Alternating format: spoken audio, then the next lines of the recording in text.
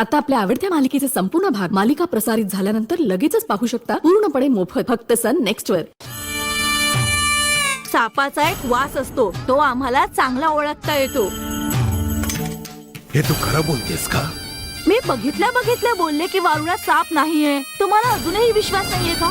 हवं तर वारुळ तपासून बघा. काय बोलतेस स्वामीजी? नंदिनी वारुळात नाहीये.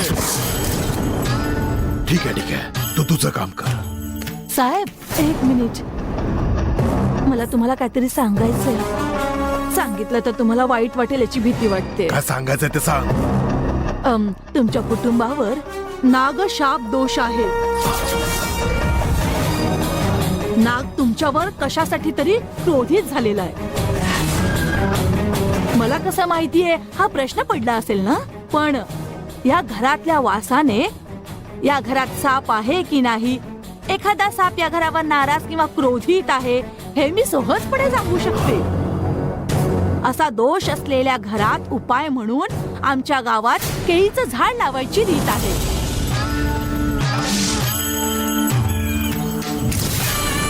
तुम्ही एकदा आमच्या गावी जाऊन बघा. नागदेवतेसाठी केळीचं एक झाड लावून आलात ना तर सर्व काही ठीक होईल. नाहीतर भयंकर अडचणीत सापडाल तुम्ही. नागदेवीच्या आज्ञेने केळीचं झाड लावलत ना तर आयुष्यभर नागदेवता तुमचं रक्षण करेल. तू सांगितल्याप्रमाणे जर का केलं तर मग सापामुळे नक्की कोणतीही अडचण येणार नाही. सर्पदोष, नागदोष असलेली अशी कितीतरी लोक त्यांच्या कुटुंबासहित तिथे येऊन त्यांच्या हाताने केळीचं झाड लावून गेली तिथे. असं केल्याने नागदेवतेकडून वचन घेतल्यासारखं होतं, कळलं? त्यानंतर त्याच्या घराण्याच्या वंशाला नागदोषाचा त्रास होत नाही. मला असं वाटतं की त्या मंदिरात तुम्ही सहकुटुंब जाऊन केळीचं झाड लावलत ना तर तुमच्या कुटुंबाला असलेला नागदोषाचा त्रास संपून जाईल. कारण ते नागदेवीचे मंदिर आहे. जर तिने स्वतः माझ्यामुळे तुम्हाला धोका नाही असं वचन दिलं ना तर त्यानंतर कोणताही नाग तुमचं काही नाही करू शकणार. मग तुमच्या वंशाला नागदोषाचा त्रास कधीच नाही होणार. तुझं हे बोलणं ऐकून लगेच मी त्या मंदिरात जायला हवं असं वाटू लागलंय. काय ग, हे मंदिर कुठे? नागपुरम, कांचीपुरम शहराच्या बाजूला. तुम्ही स्वतः ठरवून नाही जाऊ शकत तिथे. तिथे जाण्याआधी त्या मंदिरातल्या पुजाऱ्याकडे आम्ही सहकुटुंब कधी येऊ शकतो असं विचारावं लागतं. मग ते मुहूर्त बघून योग्य वेळ आपल्याला देतात आणि मग सहकुटुंब मंदिरात जाऊन त्या देवीची परवानगी घेऊन केळीचं झाड लावल्यावर आपल्याला कोणत्याही परिस्थितीत नागापासून धोका कधीच नाही होणार. काळजी नका करू साहेब, मी आजच चौकशी करून तुम्ही कधी जाऊ शकता ते विचारते. ठीक आहे, आजच विचारून बघ. तुला मंदिरात पाठवते म्हणजे माझं काम सोपं होईल.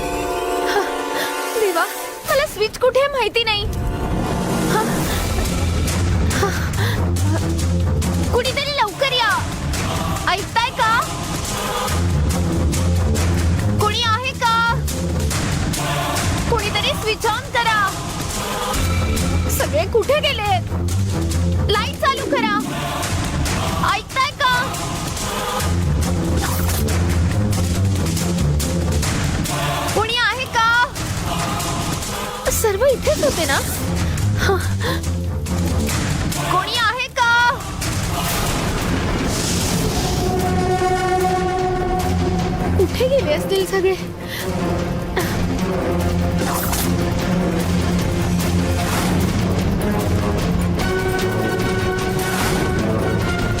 सगळे इथेच होते ना. अचानक कुठे गेले? कुठे असतील? कोणीतरी लाईट चालू करा. ऐकताय का? कोणी आहे का? ऐकायला येत नाहीये का? सगळे इथेच होतात ना. लाईट चालू करा. ऐकताय ना? या ना. कोणी आहे का?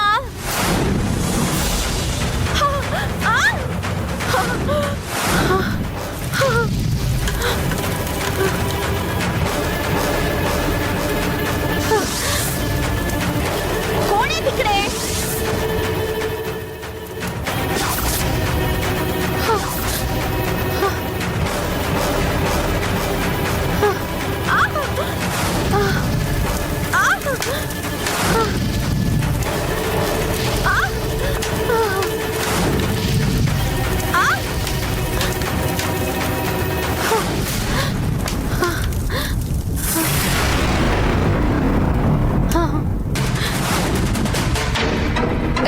कोण आहे तिथे? विचारतीये ना. कोण आहे तिथे? कोण आहे विचारतीये ना. कोण आहे?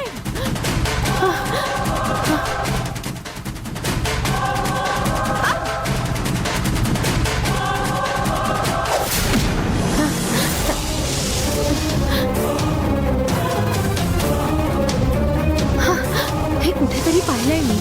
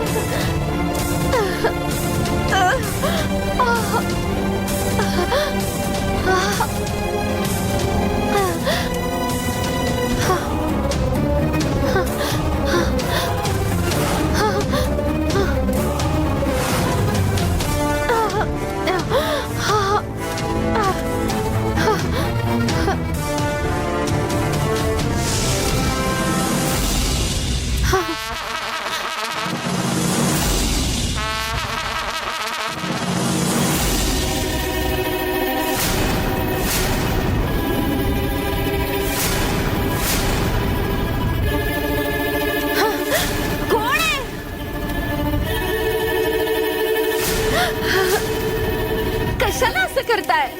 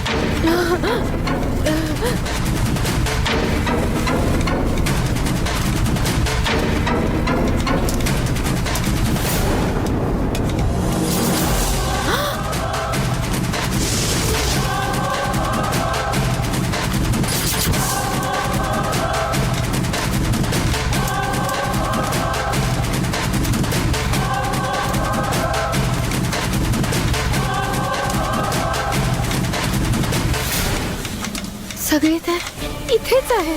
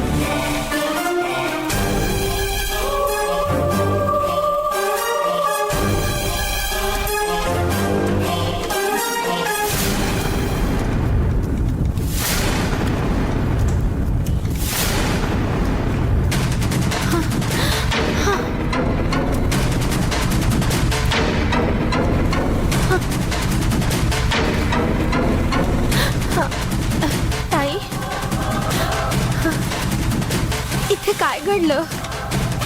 काय झालं? काही नाही झालंय ग. पण असं का विचारतेस? नाही, लाईट गेल्यावर कोणीतरी दोघी जणी. काय लाईट गेली होती? कधी ग?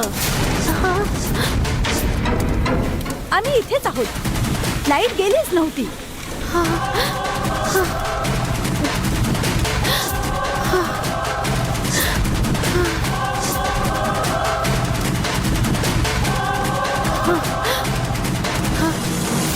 ठीक आहे ताई, मी माझ्या रूम मध्ये जाते.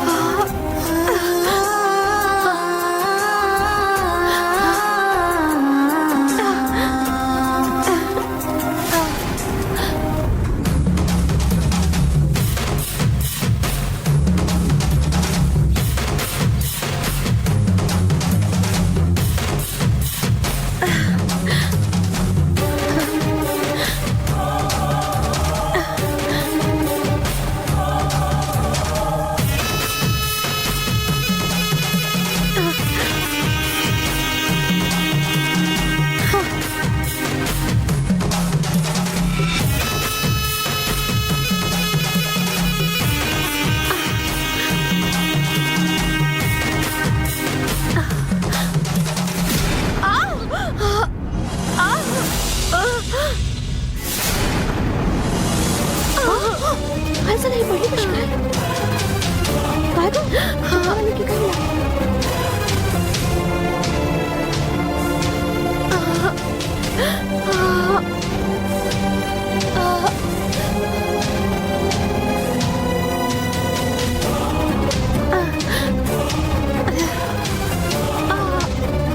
काय बघतेस ग? पायावर पाय देऊन जाते. बघून नाही चालताय? एवढी गुरमी आहे का तुझ्या? जा ग, उठ जा.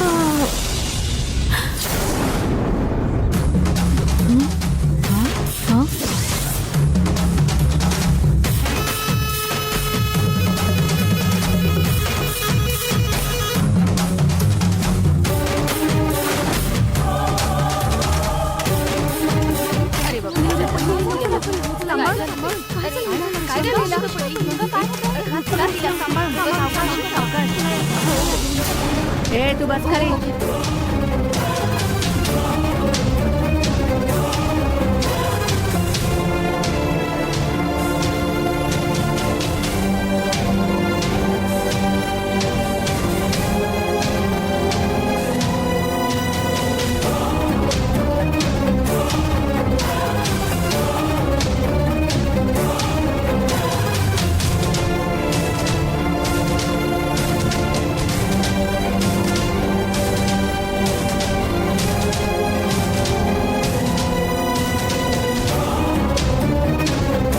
कसं झालं हे?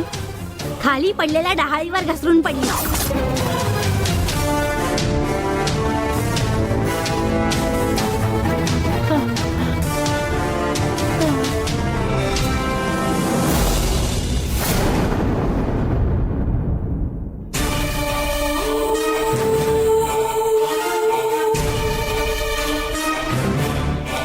मॅडम, जेलर मॅडम येत आहेत.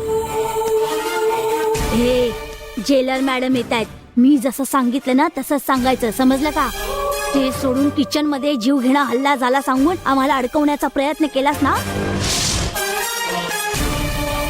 तर तुला इथेच जिवंत गाडी, लक्षात ठेव.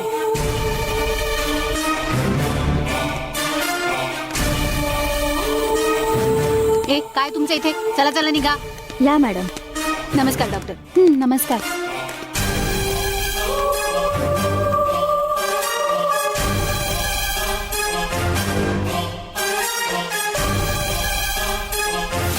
काय झालं? कसं घडलं सगळं? पाय घसरून खाली पडली. बघून तरी तसं वाटत नाहीये.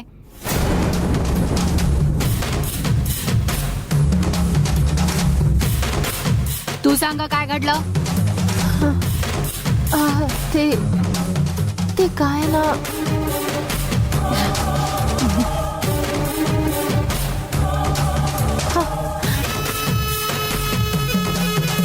माझ्याकडे बघून बोल, काय झालं?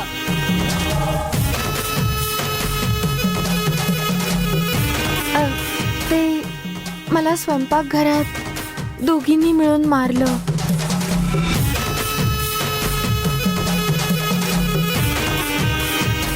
त्या दोघी माझ्यासोबत माझ्याच रूम मध्ये राहतात.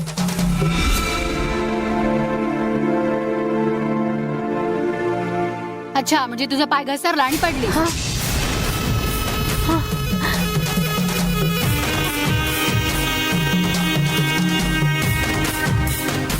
मॅडम, पाय नाही घसरला, दोघींनी मिळून मारलंय मला. तेच पाय घसरून पडला ते दिसतंय. तुरुंगात थोडंफार असं असतंच. तू जरा हुशारीने राहायचं. किचन मध्ये जाऊ नकोस, पाय घसरणार नाही याची काळजी घे.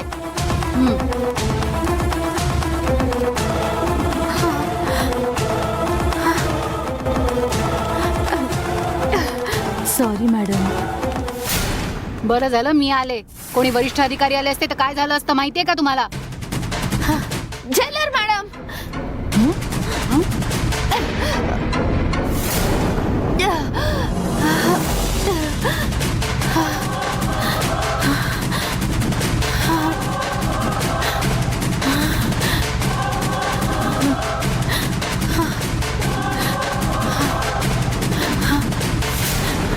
कृपा करून मला दुसऱ्या रूम मध्ये शिफ्ट करा प्लीज. ते असं लगेच करू शकत नाही, त्यासाठी बऱ्याच फॉर्मॅलिटी आहेत. का भीती वाटते तुला? हो, माझ्यामुळे त्या दोघींचं काही होऊ नये याची भीती वाटते.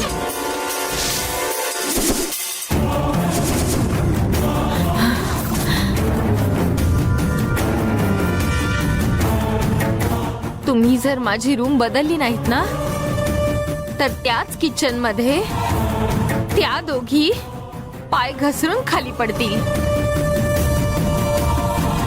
आज पाय घसरलेली मी कशी तरी वाचले, पण त्या घसरल्या ना तर वाचणार नाही.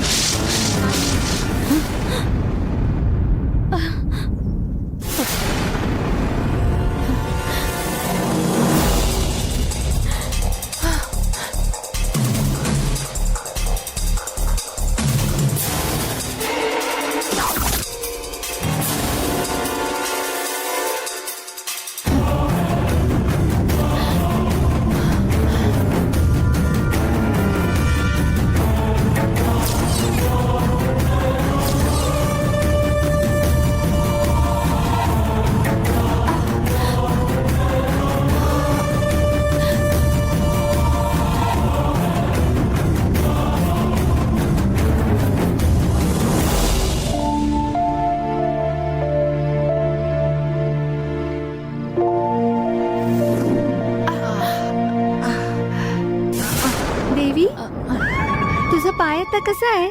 आता ठीक आहे ना? आता ठीक आहे. तुमच्या शरीरात आत्मा आलेला बघून मला भीतीच वाटत होती.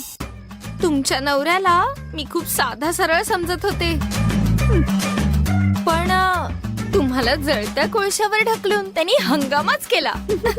त्या दिवशी तुला पण जळत्या कोळशावर नाही खेचलं, तीच मोठी चूक झाली. मला घेतलं असतं तर दाखवलं असतं. हिचं डोकं खूपच चालायला लागलंय.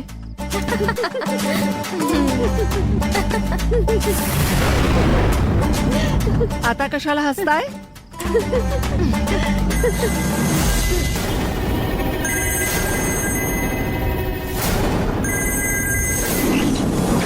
काय गाई, ही अशी काय बघतेय?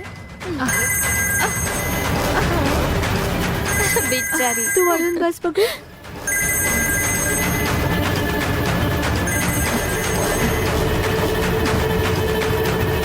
हॅलो बोला, तिला पोचवलं का?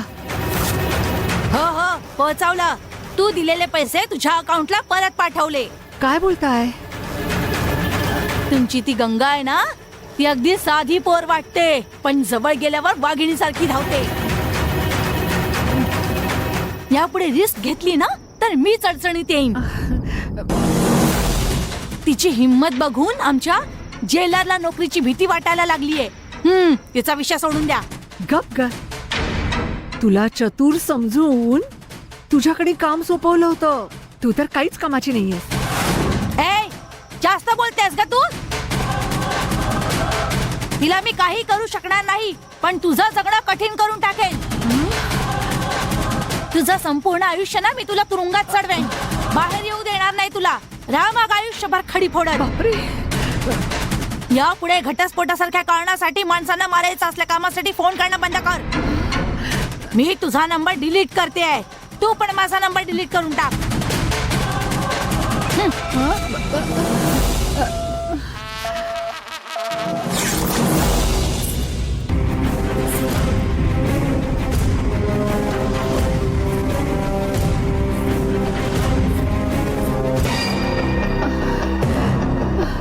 आता काय करू?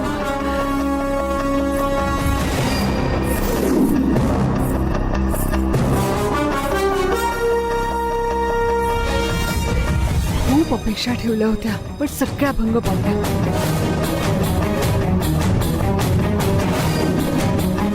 आता एवढ्या मोठ्या महालात ते कालचक्र मी कुठे शोधू?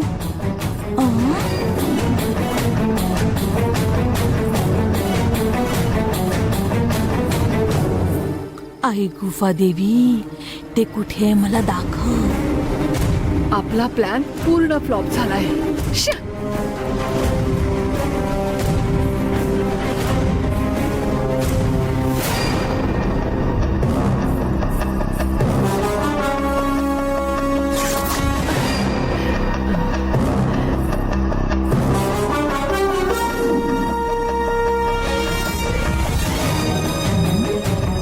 ही इथे काय शोधते? ए तिकडे काय शोधतेस ग?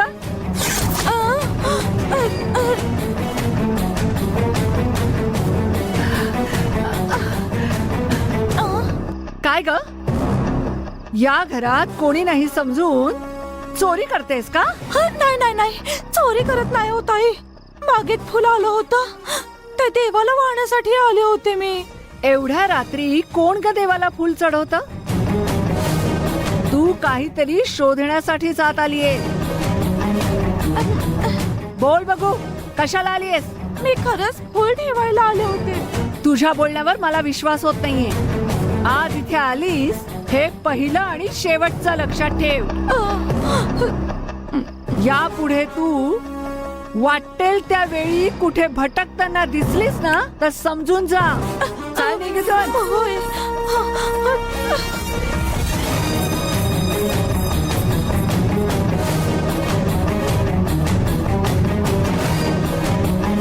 ही चामुंडी एवढ्या रात्री मला बागेतल्या फुलाची गोष्ट ऐकवते.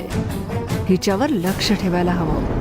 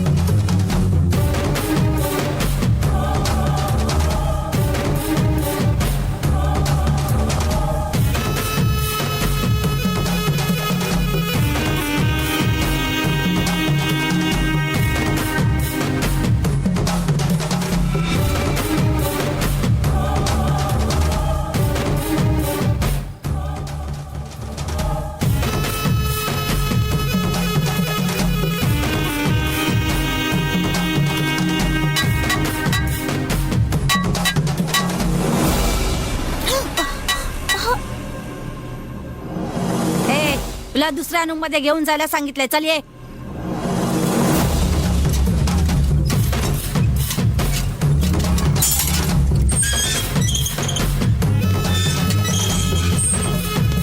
चल लवकर.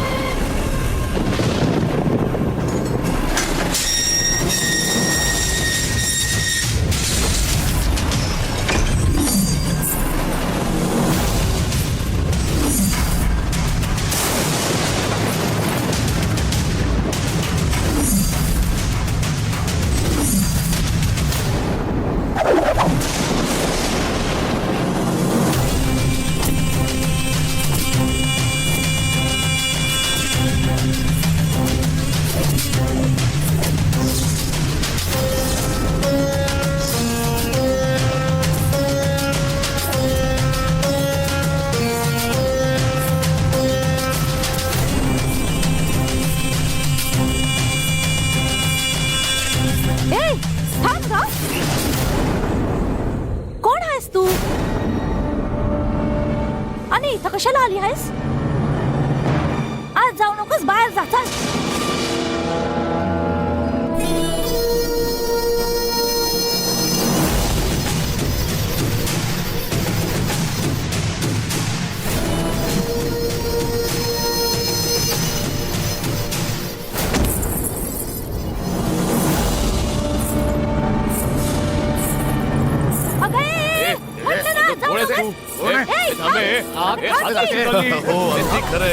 या वयात हनीमूनला कोणी जातं का?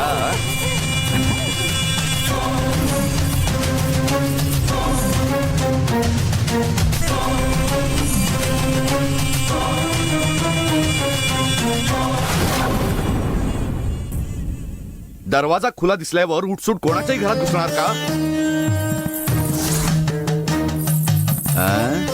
तुला काहीतरी विचारलंय, उत्तर दे. कोण आहेस तू? काय पाहिजे तुला? ए, कोण आहेस म्हणून विचारतायत ना? बोल ना. तुला एकसारखं विचारून पण उत्तर देत नाहीयेस. कोण आहेस तू? अगं एवढं विचारूनही तू उत्तर देत नाहीये. सांग ना, कोण आहेस तू? इथे कशाला आली आहेस? सांग ना. वसुली करायला आलीये.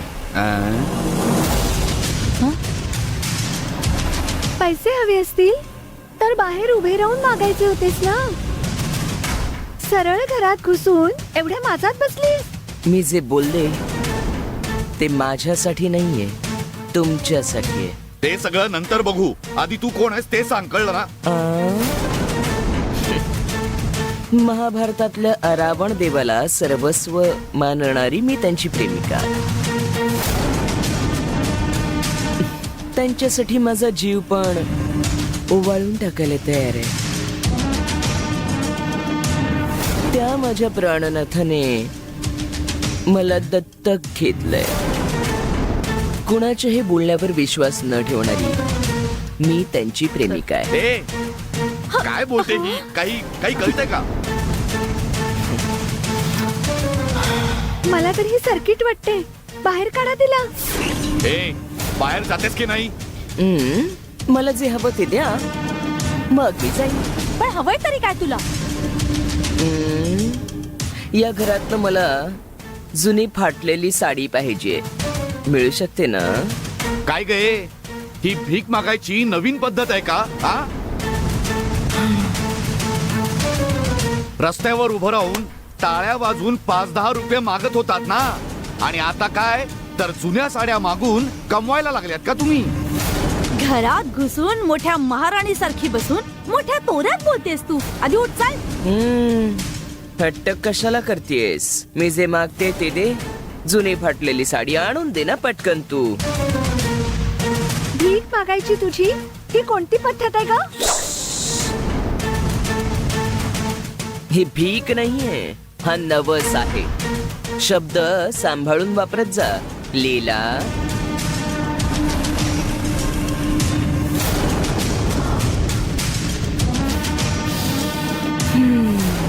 माझं नाव कसं ठाऊक आहे तुला? हे बघ, माझं नाव घेतलंस म्हणून मी घाबरणार नाही काही. आत्ताच्या आत्ता इथून निघतेस का नाही?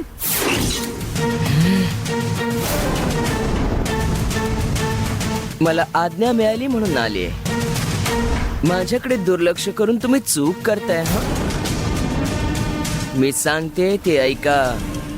जे मागते ते द्या. असं रुबाबात मागशील तर तुला काही मिळणार नाही. निघितून. हे ओंकार, काय बघत उभा राहिलास तू इकडे? हा, बाहेर काढीला.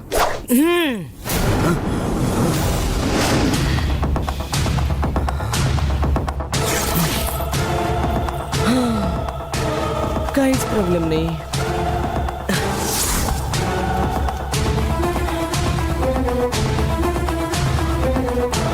हा, साडी तर नाही दिली. कमीत कमी हे तरी घ्या.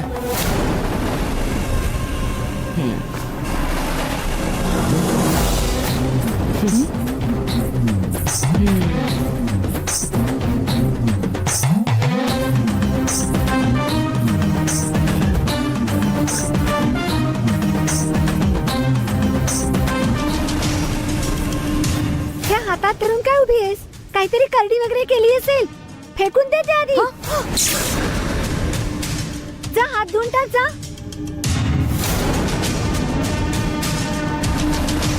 अक्कल नाहीये तुम्हाला?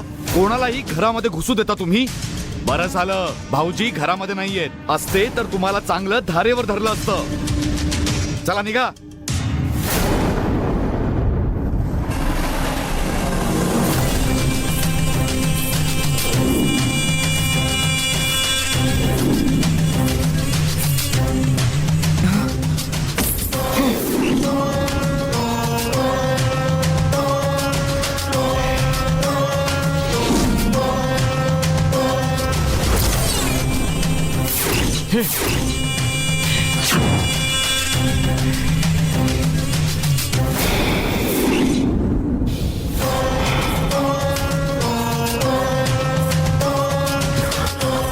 अहो, ऐका ऐका.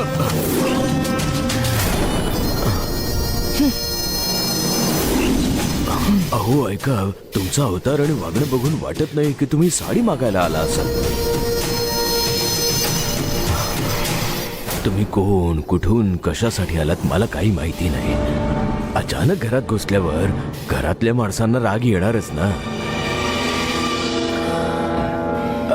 म्हणूनच ते रागावले. तू राग मानून घेऊ नकोस. तुमचा जन्म हा देवासमान असतो. तुला काही खायला हवं असेल तर मी आणून देतो ना. खाऊन घे आणि या कुटुंबाच्या सुखासाठी आशीर्वाद देऊन जा.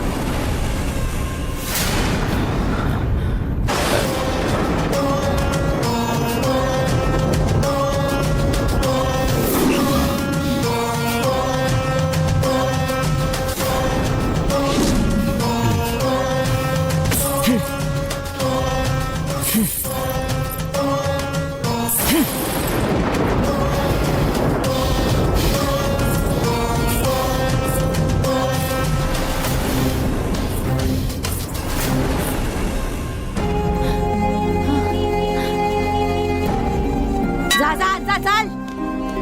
ए तू पण जा. आज जा गे.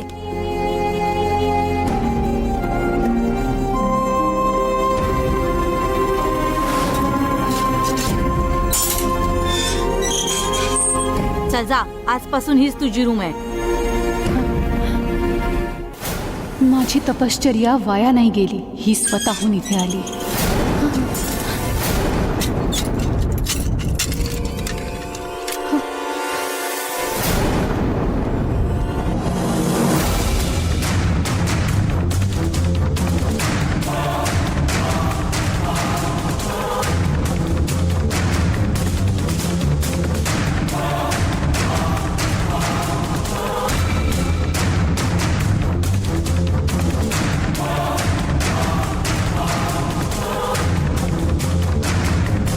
तुझी ही अवस्था बघून असं वाटतंय की जेलमध्ये तुझ्या बाबतीत नक्कीच काहीतरी वाईट घडलेलं दिसतंय.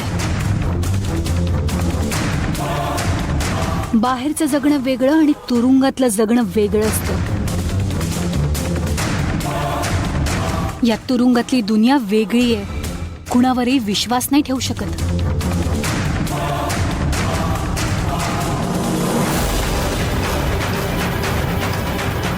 याचा अर्थ तुरुंगात असणाऱ्या सगळ्याच वाईट असतात असं नाही, आणि वाईट केलेलं सुद्धा असतं असं नाही. काही जणी परिस्थितीमुळे तुरुंगात येतात, आपल्यासारख्या.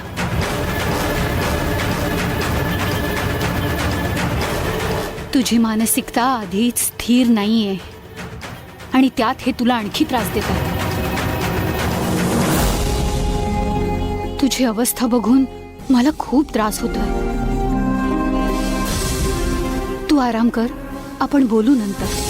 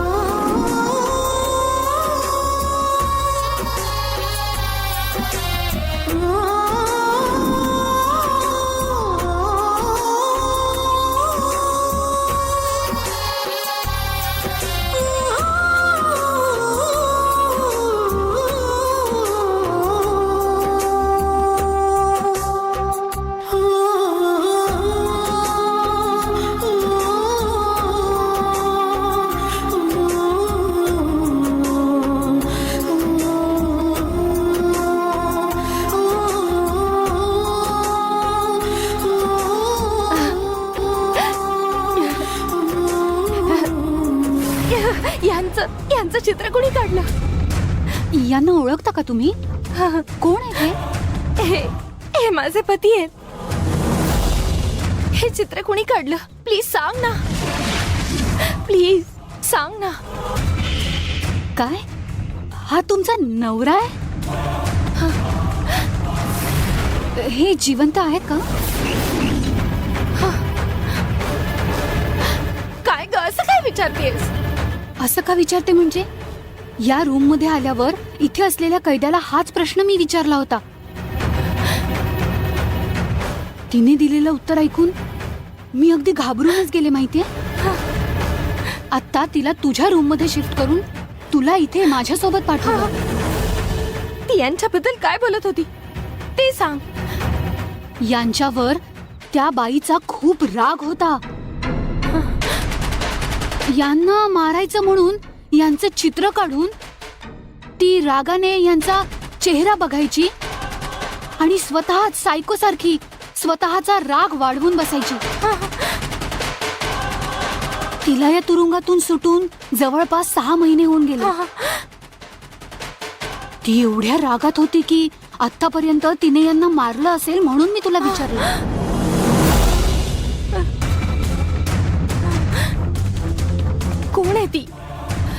तिचं नाव काय? तिने तिचं नाव भैरवी असं काहीतरी सांगितलं होतं मला. भैरवी? भैरवी बद्दल मला जेवढं काही माहिती आहे ती सामान्य बाई नाही वाटली. ती खूप शक्तिशाली आहे. ती काहीही करू शकते. तुझ्या नवऱ्याला अजून काही झालं नसेल तरीही त्याला जरा सांभाळून राहायला सांग. म्हणजे अरुणच्या जीवाला बाहेर धोका आहे. मला लगेच अरुणला वाचवायला हवं. काय करू आता? बाहेर गेले तर नंदिनीमुळे माझ्या कुटुंबाला धोका आहे आणि नाही गेले तर भैरवीमुळे अरुणला धोका आहे. काय करू काहीच कळत नाहीये.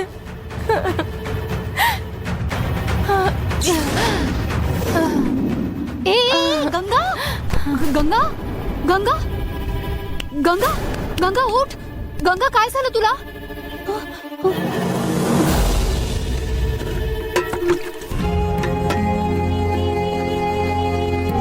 गंगा गंगा उठ. गंगा उठ.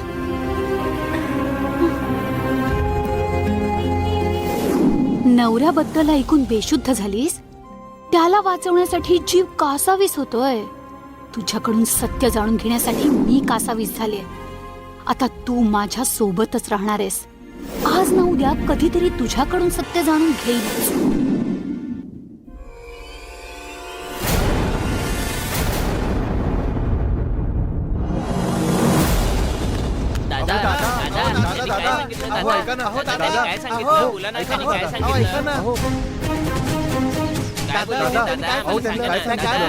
तुम्ही कोणाबद्दल बोलताय?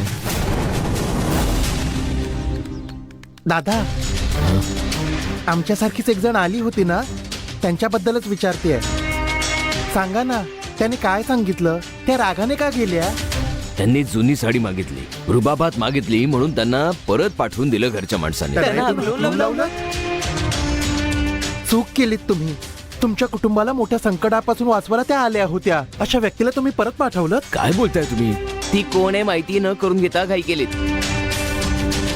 त्यांचं नाव शेनायगी आहे. आमच्यासारखीच ती सामान्य किन्नर नाहीये. त्यांना दैवी शक्ती प्राप्त आहे. त्या अरावण देवाचा अवतार आहे. त्यांचं भाकीत नेहमी सत्य होतं. त्यांच्याबद्दल ज्यांना माहिती आहे ते त्यांची देवीप्रमाणे पूजा करतात. अहो, त्यांना धनसंपत्तीचा लोभ नाहीये. त्यांची प्रत्येक घरात आतुरतेने वाट पाहिली जाते. भेट देण्यासाठी प्रत्येक जण उत्सुक असतो. त्यांची राहत्या ठिकाणी वाट पाहतात लोक. त्यांच्या चरण स्पर्शासाठी ते कितीही पैसे द्यायला तयार असतात. त्यांना करोडो रुपये जरी दिले तरी ते कोणाच्याही घरी सहजासहजी जात नाही. आणि अशा महान व्यक्तीला तुम्ही तुमच्या घरातनं हाकलवून कसं काय लावलं?